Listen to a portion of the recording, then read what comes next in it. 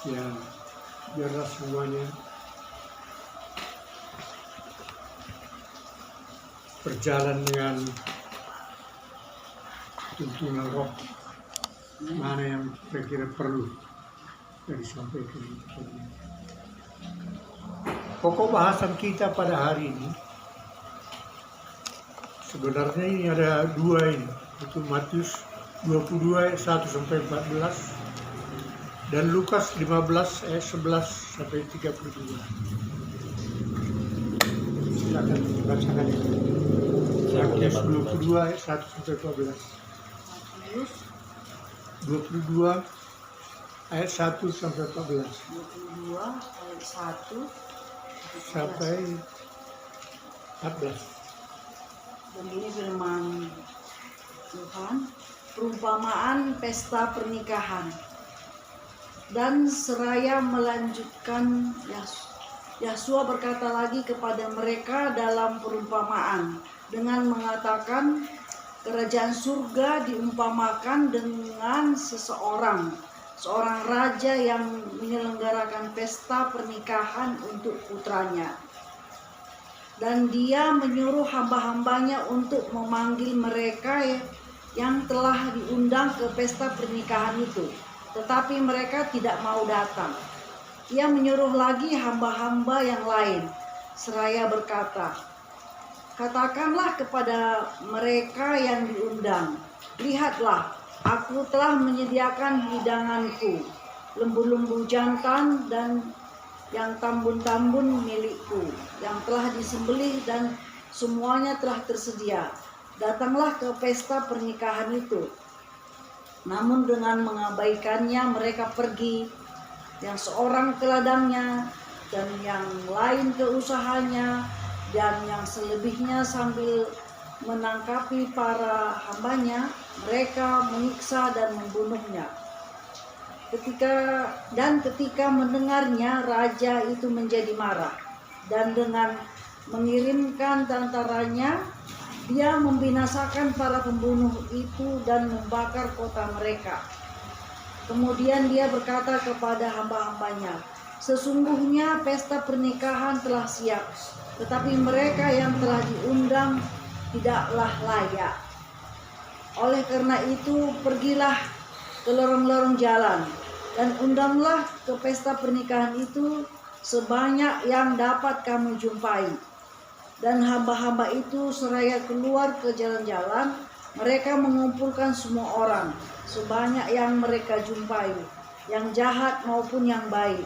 Dan pesta pernikahan itu dipenuhi mereka yang duduk makan.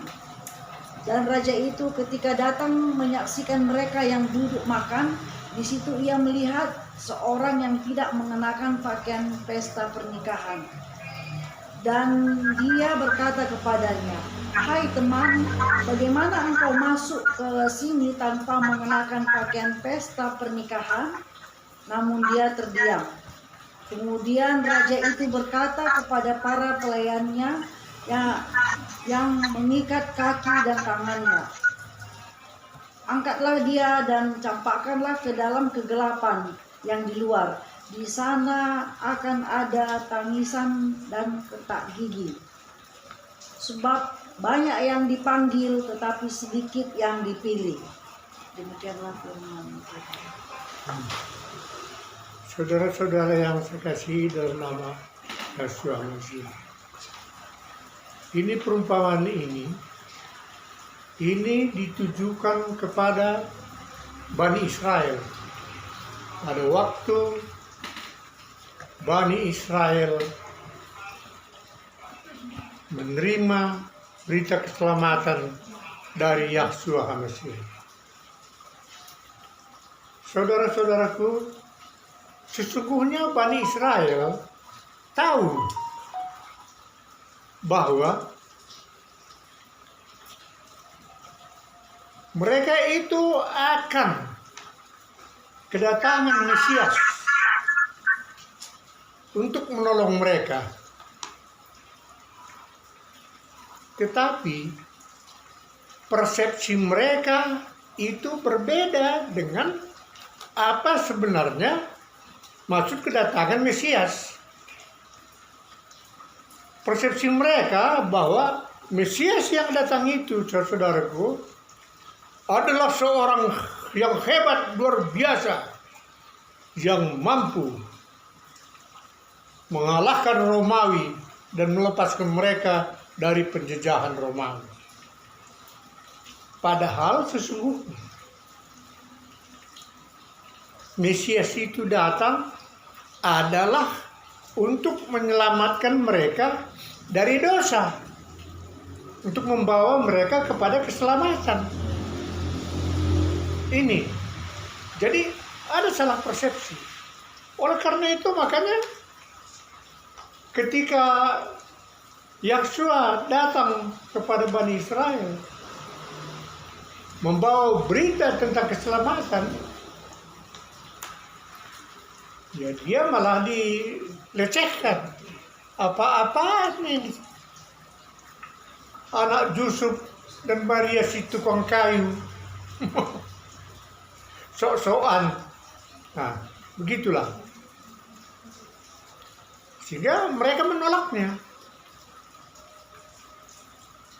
Dan tidak ada yang percaya. Oleh karena itu, saudaraku, maka berita keselamatan oleh Kristus disuruh kepada bangsa-bangsa yang lain. Itulah yang diambil dari lorong-lorong, dari pinggir-pinggir jalan, dari segala macam. Itulah bangsa-bangsa yang lain seperti kita. Saudaraku, seandainya tidak ada penolakan Bani Israel pada waktu itu terhadap Yahshua Mesias, mungkin berita Injil ini, berita baik ini belum sampai kepada kita. Karena kita berhadapan dengan orang Israel yang pelit. Hanya memikirkan dirinya sendiri. Nah, tapi inilah keberuntungan kita. Karena mereka menolak, maka Tuhan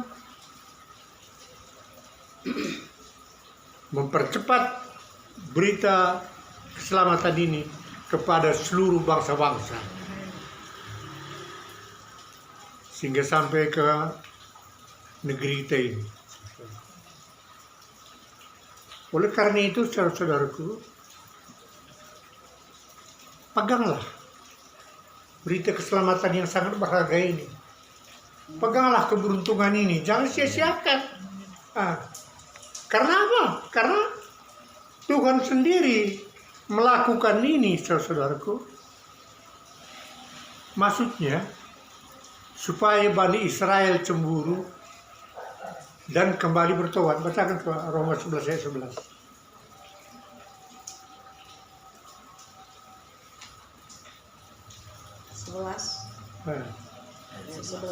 Ya. Selanjutnya aku berkata, apakah mereka tersandung sehingga mereka jatuh? Tidaklah demikian, namun oleh kesalahan mereka, keselamatan yang datang kepada bangsa-bangsa lain untuk membuat mereka cemburu. Itulah rancangan Tuhan. Akhirnya kan untuk supaya Bani Israel itu kembali. Itu. Nah, jadi oleh karena itu sebab tadinya sebenarnya awalnya itu rancangan Tuhan itu Bani Israel ini menjadi seluruh berkat. Nah, untuk berita keselamatan ini ke seluruh penjuru. Nah, tapi ya karena itu terjadi kesalahpahaman yang seperti itu tadi, akhirnya nggak jadi.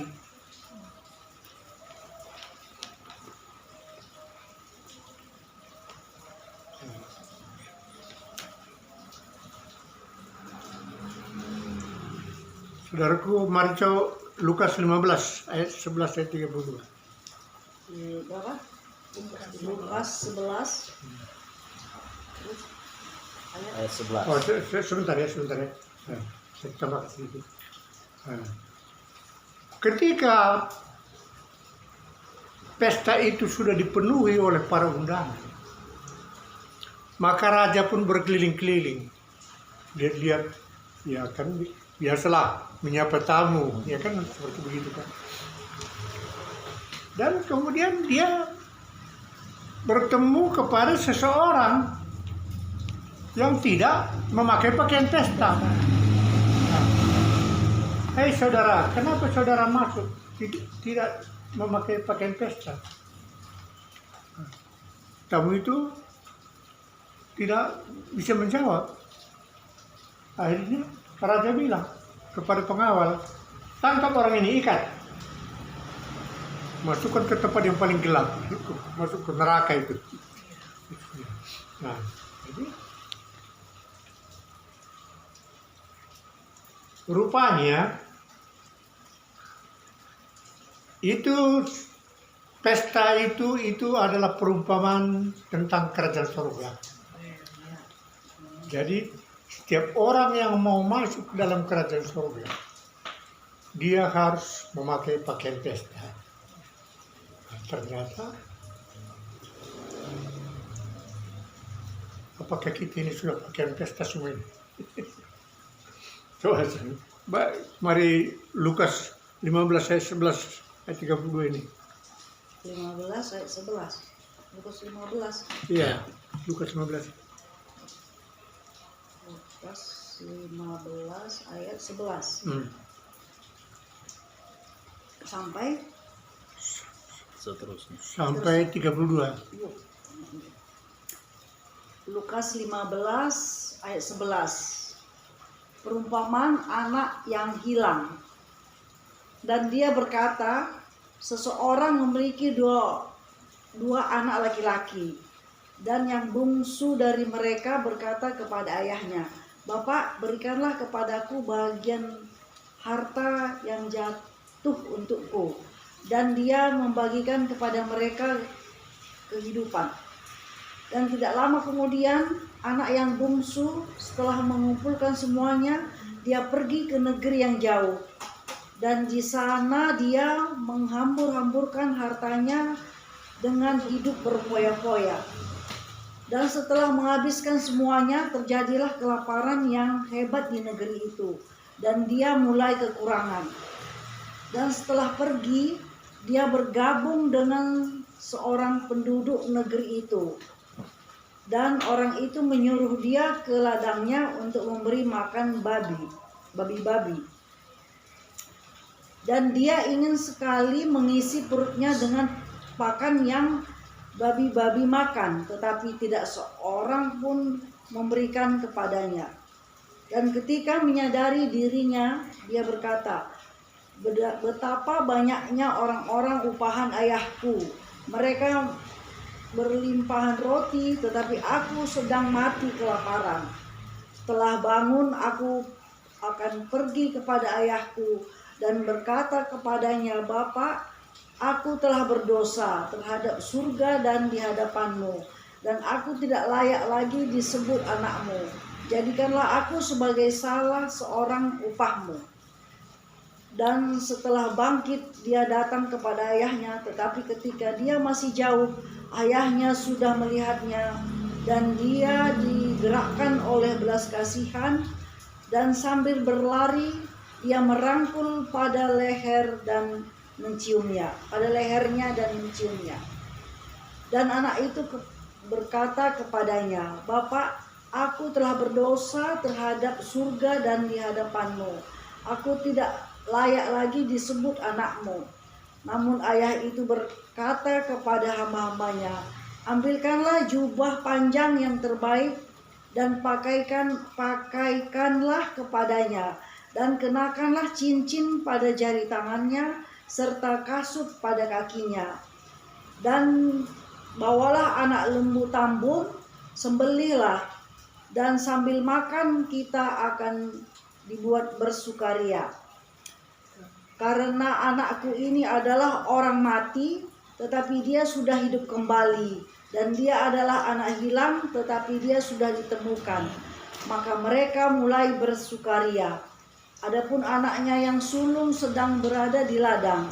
Dan ketika tiba dia mendekati rumah, dia mendengar musik dan tari-tarian. Lalu sambil memanggil salah seorang dari hamba-hambanya, dia menyelidik apa artinya hal-hal ini. Dan dia menjawab kepadanya, saudaramu telah kembali dan ayahmu telah menyembelih anak lembu tambun, karena dia mendapatkannya kembali dalam keadaan sehat. Kemudian dia menjadi marah dan tidak mau masuk. Sebab itu sambil keluar ayahnya mendesak dia. Namun seraya menanggapi dia berkata kepada ayahnya, lihatlah, telah bertahun-tahun aku menghambakan diri kepadamu dan aku tidak pernah melanggar perintahmu. Tetapi engkau belum pernah memberikan kepadaku seekor anak kambing pun, supaya aku dapat bersukaria bersama sahabatku. Tetapi ketika anakmu ini yang telah melahap kehidupanmu bersama para pelacur datang, engkau menyembelihkan anak lembu tambun untuknya. Lalu dia berkata kepadanya, nak, engkau selalu ada bersamaku dan semua milikku adalah milikmu. Jadi seharusnya bersukaria dan bersukacita karena saudaramu ini adalah orang mati, tetapi dia sudah hidup kembali, dan dialah yang terhilang, tetapi dia sudah ditemukan. Amin. Saudara-saudara, inilah kisah yang sangat dramatis. Seorang anak bungsu meminta bagian warisannya kepada ayahnya yang masih hidup. Dan dengan dia mempunyai rencana untuk pergi ke negeri yang lain. Dan ayahnya memberikannya. Ini ayahnya ini sebenarnya itu adalah gambaran Tuhan ini. Dia berikan. Sehingga pergilah dia ke negeri yang jauh. Di sana dia berfoya-foya dengan orang-orang yang gak jelas, pelacur, apa segala macam. Sehingga lama-kelamaan habislah itu uang.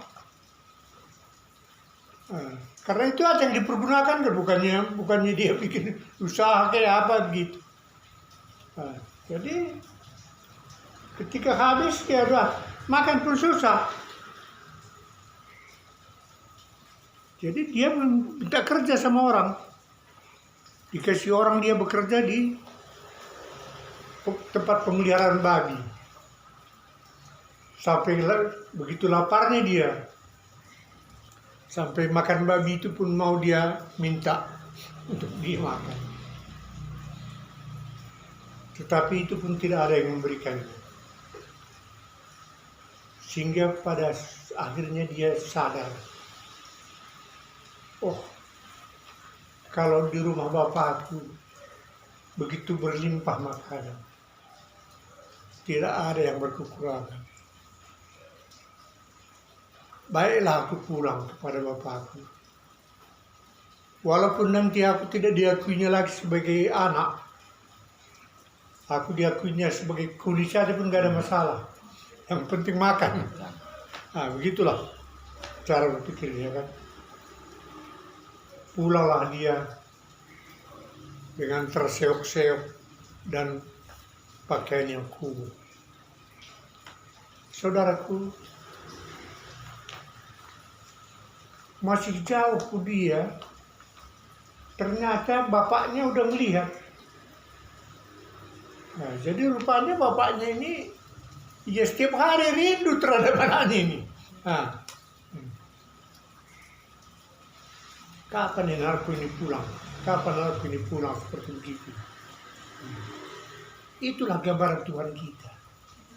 Dia tidak akan pernah melihat betapapun jahatnya kita, betapa besar pun dosa kita. Yang penting kita datang kepadanya dan bertobat. Dia kejar itu anaknya, dia rangkul. Datang kata anaknya, "Bapa, aku bersalah kepadamu dan kepada surga." Dia nggak jawab apa-apa. Bukan seperti wabah dunia. Jadi ngapain lagi kau datang? Enggak seperti begitu. Nah, jadi dia memanggil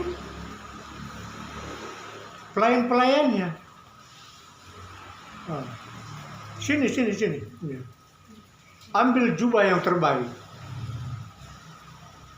Berikan cincin di jarinya. Dan berikan kasut di kaki. Dan potonglah lembu tambun itu. Mari kita bersukaria. Nah, jadi motong lembu bersukaria itu berpesta. Nah, jadi yang dimaksud dengan pakaian pesta itu tadi, saudaraku, adalah jubah, cincin, dan kasut. Jubah di dalam tradisi Yahudi adalah lambang kebesaran dan lambang pertobatan. Jadi ketika seseorang bertobat, maka dia itu, saudaraku, dikenakan pakaian kebesaran. Jadi secara apa ini? Bukan secara dunia ini pakaian dibikin yang itu, yang indah-indah, yang apa, bukan seperti itu. Jadi maksudnya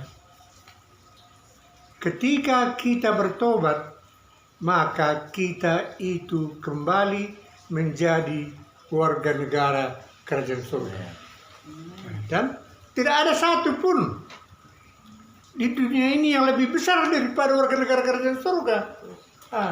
Walaupun dia raja entah dari mana pun, apa segala macam, nggak ada itu. Kita yang terbesar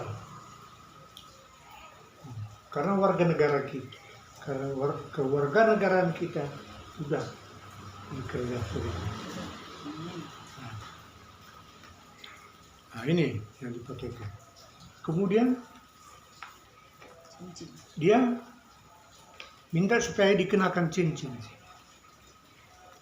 Saudara-saudara yang saya kasihi dalam nama Tuhan Yesus, cincin ini, kalau kita baca kisah Raja Ahasuerus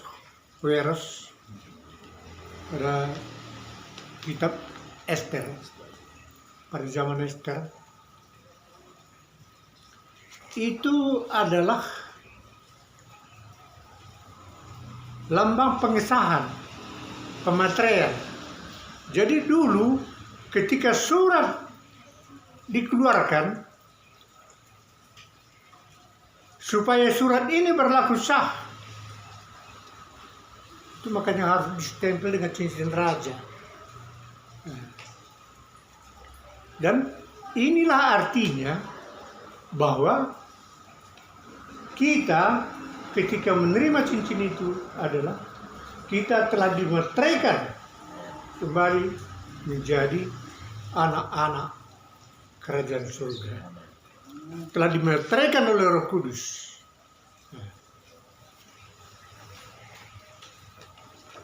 Sebab inilah satu bagian yang paling penting. Roh Kudus. Tanpa pemeteran Roh Kudus, tanpa ada Roh Kudus sama kita, yang menuntun kita, membimbing kita, membawa kita kepada seluruh kebenaran, ya kita akan sama-sama dengan orang-orang dunia ini. Nah, jadi percuma. Nah, jadi Roh Kudus inilah yang membawa kita kepada seluruh kebenaran, mengisafkan kita akan dosa, menuntun kita kepada kehendak dan rencana Tuhan. Itu gunanya. Oleh karena itu, ini salah satu bagian yang paling penting. Dan bagaimana, saudaraku, supaya kita memiliki Roh Kudus? Jadi setiap kita udah dibaptis, selam itu sebagai gambaran mati dan bangkit bersama Yesus, maka kita itu telah dimateraikan oleh Roh Kudus. Amin. 1 Efesus 1 ayat 13. Nah, jadi kita dimateraikan. Persoalannya sekarang, saya nggak pernah Roh Kudus bicara sama saya. Itu adalah masalah yang lain. Jadi Roh Kudus itu kalau kita itu merasa bahwa kita itu pintar, hebat, dia tidak akan gitu. Ya silakanlah kalau memang kau jago, begitu kira-kira. Nah, jadi Roh Kudus maunya kita itu seperti orang yang miskin di hadapan Tuhan. Dia maunya kita itu bahwa tanpa dia kita tidak mampu melakukan apapun. Itu. Ya, tapi kan manusia kan selalu kan apapun urusan kecil kan seperti begitu. Nah, jadi ini sangat sukar dia bisa mempunyai hubungan yang erat dengan Roh Kudus. Itu makanya kan banyak itu, apalagi gereja-gereja tradisi kan, kalau kita bilang Roh Kudus itu ya berbicara. Ya. Bagaimana dia menghibur kalau dia nggak bicara, kita bilang kan dipikir pula kita orang gila. Nah, ini masalahnya. Nah, karena dia tidak punya pengalaman seperti begitu. Nah, jadi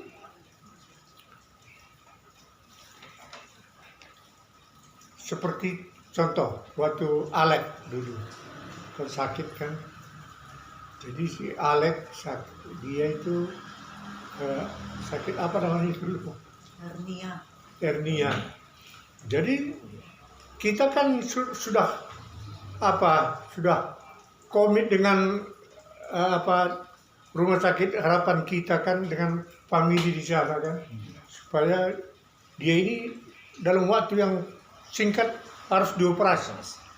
Nah, so kalau nanti hernianya turun lagi, kecepit, nggak ada bisa lagi ditolong katanya. Jadi kan pada waktu itu Alek ini panas lagi, kita larikan ke rumah sakit Mitra keluarga. Karena ya kita pikir udah ini terlambat gitu, kejepit gitu kan. Jadi dokter bilang ya tinggal di sini. Kan tuh diperiksa jadi ya tinggal sama ibunya. Saya pergi ke rumah untuk mau kerja. Nah, di jalan saya mengeluh sama Tuhan. Tuhan, kenapa sih anak sekecil itu harus dioperasi lagi, sakit begitu lagi? Saya bilang kan, ya kan kasihan. Saya bilang. Tuhan bilang sama saya, doakan aja kata. Ya saya balik lagi ke rumah sakit. Saya balik lagi ke rumah sakit. Karena tadinya kalau udah panik, udah lupa mendoakannya. Nah, saya tumpang tangan, saya doakan kan. Ya udah. Tapi waktu itu nggak bisa langsung keluar karena harus ada izin dokter. Besoknya baru orang ini pulang ke rumah. Nah, Jadi seperti begitulah. Jadi operasi juga enggak. operasi hernianya juga sembuh semua. Nah, jadi seperti begitulah apa cara-cara Tuhan.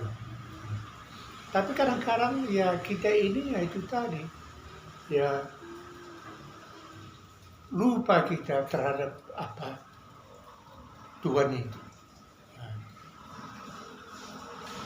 jadi saya banyak apa hal-hal yang ajaib yang dilakukan Tuhan terhadap saya. Jadi saudaraku, nah, itu tadi. Jadi fungsi Roh Kudus ini, kalau menurut saya tidak ada satu orang pun yang bisa sampai kepada Bapa di surga kalau tidak bersama Roh Kudus. Nah, saya nggak yakin itu. Nah, so, kalau berdasarkan otak kita yang mikirin dunia ini pasti ngelantur aja.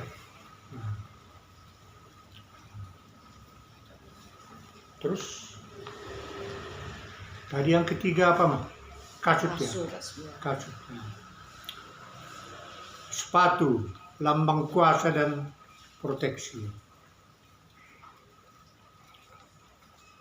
Saudaraku, kita ini dipanggil oleh Tuhan untuk diselamatkan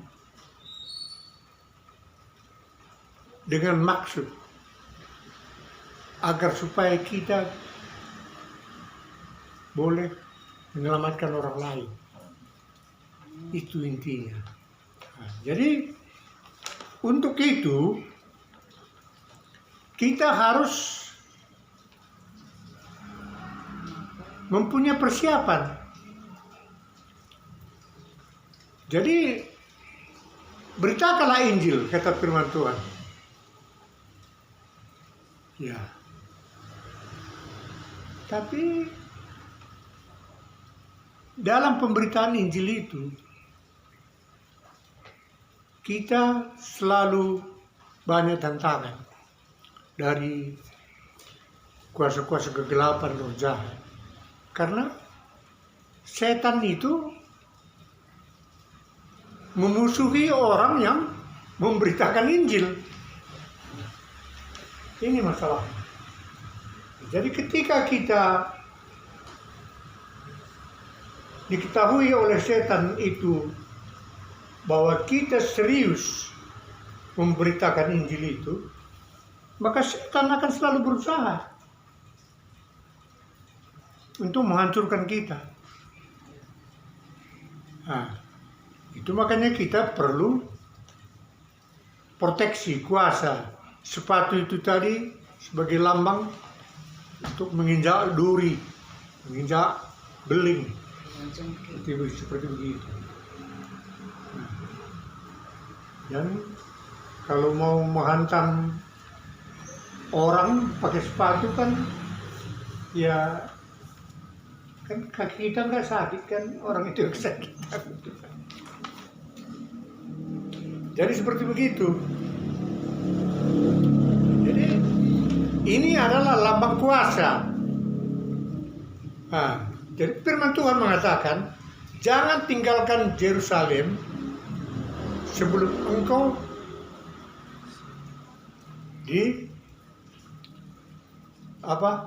diberi kuasa dari tempat yang maha tinggi. Nah, jadi itulah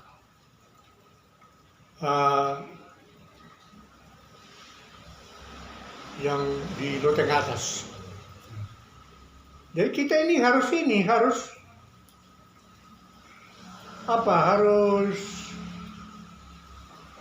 memperoleh kuasa dulu. Jadi jangan asal dalam nama Yesus setan keluar. Nah, ya, untung aja kan ada setannya di situ. Tapi kalau ada setannya di situ, itu bisa seperti anak sekewa. Nah, anak Imam Sekewa kan dibilang begitu kan, 7 orang anaknya itu. Nah, saya sumpahi kau di dalam nama Yesus. Yang diberitahu oleh Paulus katanya kan. Setan bilang, kalau Yesus saya kenal katanya. Paulus pun saya tahu katanya. Kalau kau siapa? Oh, digagahinya itu. Udah luka-luka semua. Si Imam Sekewa itu. Kalau luka sampai telanjang, terbirit-birit. Nah, itu. Jadi kita harus itu. Jadi kalau misalnya kita diperlakukan setan seperti begitu kan, kita kan udah tidak mempermuliakan nama Tuhan. Nah, padahal kita melayani ini untuk mempermuliakan nama Tuhan. Nah, oleh karena itu, ya jangan salah-salah. Jangan justru malah mempermalukan nama Tuhan. Oh, apa itu? Orang Kristen. Dianya yang di cekik setan. Nah, gitu. Jadi ini harus kita itukan. Jadi supaya kita apa? Jadi bagaimana itu apanya? Prosesnya agar supaya kita memperoleh kuasa, minta. Minta, siapa yang meminta akan diberi. Siapa yang mengetuk pintu-pintu dibukakan. Kan firman Tuhan yang bilang begitu. Tidak ada. Tapi ada syaratnya. Bahwa komitmen kita itu hanya untuk kemudian nama Yesus. Nah, pasti dikasih.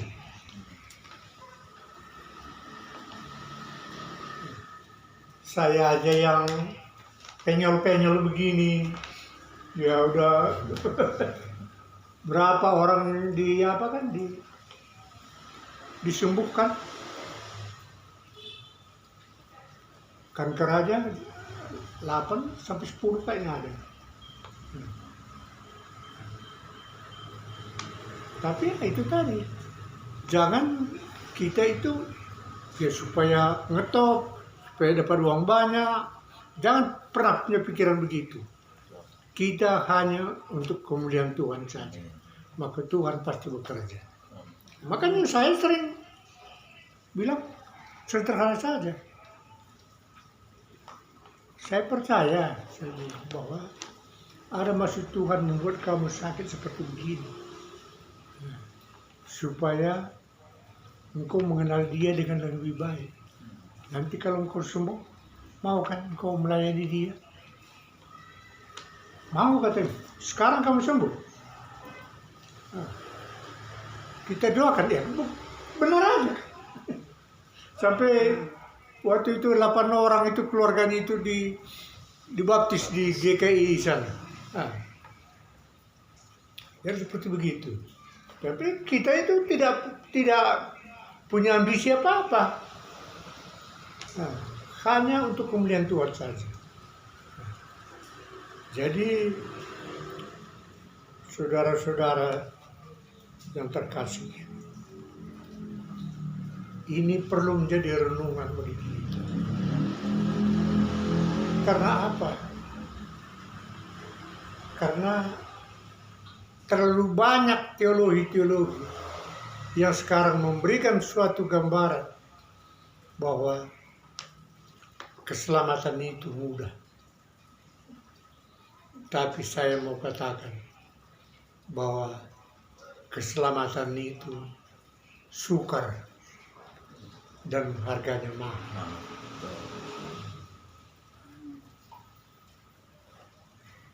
Wah, orang bilang banyak banget itu. Kalau begitu, bagaimana itu seperti ongkosnya itu terlalu tinggi itu katanya. Ya. Apa saya ada untung apa saya kalau misalnya saudara-saudara melakukan yang terbaik, berkorban, melayani, segala macam. Kalau memang itu nanti bahwa itu kelebihan untuk modal keselamatan itu, kan saudara yang dapat pahala. Tapi kalau kurang bagaimana? Kan nggak bisa masuk surga. Nah, ini makanya harus. Jadi sekarang saudara-saudaraku, marilah kita renungkan diri kita ini. Tuhan itu begitu baik. Dia telah rela mengorbankan dirinya, anaknya yang tunggal untuk keselamatan kita. Padahal dia tidak pernah mengenal dosa. Karena begitu besarnya kasihnya terhadap kita. Tapi apa yang kita sudah lakukan?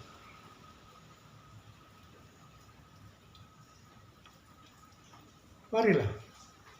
Kan firman Tuhan tadi bilang kan itu dia pulang. Oh, sampai orang tuanya itu enggak adanya omongnya apapun. Dipeluknya langsung anaknya itu. Ya, begitulah Tuhan kita baiknya. Apa kita mau sia-siakan?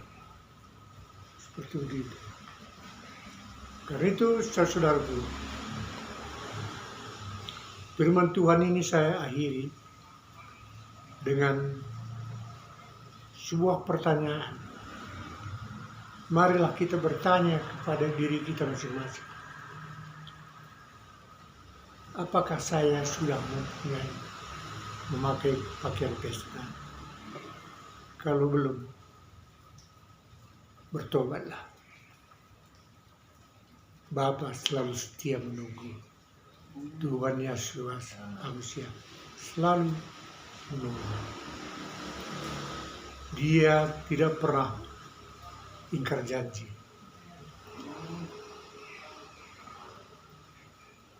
Puji Tuhan.